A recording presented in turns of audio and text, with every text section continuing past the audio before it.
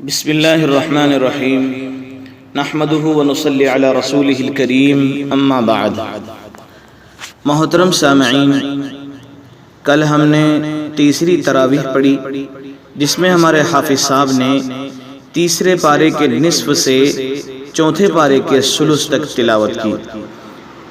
اس صورت میں جنگ بدر اور جنگ احد دونوں کا ذکر ہے۔ جنگ بدر میں مسلمانوں کی تعداد صرف 313 تھی، جن کے پاس قاعدے کے ہتھیار تک نہ تھے، جبکہ کفار کی تعداد ہزاروں میں تھی اور وہ پوری طرح مسلح تھے۔ مسلمانوں کی مدد اللہ تعالیٰ نے فرشتوں سے فرمائی اور فتح نصیب ہوئی۔ یہ جنگ بہت سی آنے والی جنگوں کا پیش خیمہ ثابت ہوئی۔ چنانچہ جنگ بدر کا بدلہ لینے کے لیے مکہ کے مشرکین نے زبردست لشکر کے ساتھ مدینہ پر چڑھائی کی اور احد کے میدان میں مسلمانوں سے جنگ کی۔ اس جنگ میں فتح ہوتے ہوتے مسلمانوں کو شکست ہو گئی، کیونکہ فوج کے ایک حصے سے حضور اکرم صلی اللہ علیہ وسلم کی ہدایت پر عمل اور اس پر جمے رہنے سے بھول ہو گئی اور مال غنیمت جمع کرنے میں مصروف ہو گئے۔ مسلمانوں کی اس کمزوری کی وجہ سے فتح شکست میں تبدیل ہو گئی، یہاں تک کہ حضور اکرم صلی اللہ علیہ وسلم کے چہرے انور پر زخم آئے۔ منافقین نے بھی مسلمانوں سے دھوکہ کیا اور فتنہ برپا کرنے کی کوشش کی، تو اللہ تعالیٰ نے مسلمانوں کی کمزوریوں کی نشاندہی کر کے اصلاح کے متعلق اپنا ہدایت نامہ جاری فرمایا۔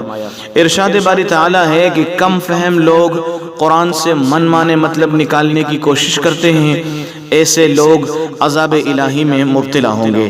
ارشاد باری ہے کہ غیر مذہب والوں کو اپنا راز نہ بتاؤ۔ پھر حضرت عیسیٰ علیہ السلام کی والدہ حضرت مریم کا ذکر ہے کہ اللہ تعالیٰ نے ان کو بے موسم پھل عنایت فرمائے تھے۔ حضرت زکریا علیہ السلام نے اس کا مشاہدہ کیا، کیونکہ بی بی مریم ان کی کفالت میں اور ان کی پرورش میں تھی۔ حضرت عیسیٰ بی بی مریم کے بطن سے بغیر باپ کے پیدا ہوئے تھے، جس کی تصدیق خود حضرت عیسیٰ علیہ السلام نے گہوارے میں بات کر کے کی تھی۔ پھر ان کے دیگر معجزات کا ذکر بھی کیا گیا۔ قرآن نے یہ بھی یقین دلایا کہ حضرت عیسیٰ علیہ السلام کو اللہ نے آسمان پر زندہ اٹھا لیا، نہ ان کو قتل کیا گیا نہ سولی دی گئی۔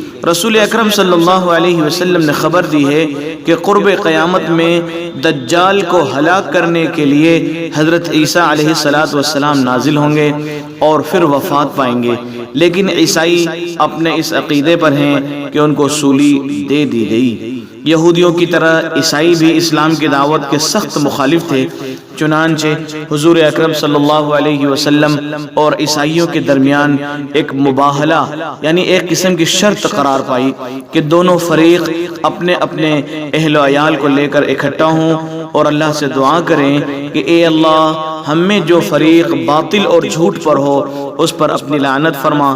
لیکن عیسائی اس قول و قرار پر قائم نہیں رہے اور مباہلہ کرنے کی ہمت نہ کر سکے۔ اللہ تعالیٰ نے جھوٹی قسمیں کھانے کی سخت ممانعت فرمائی۔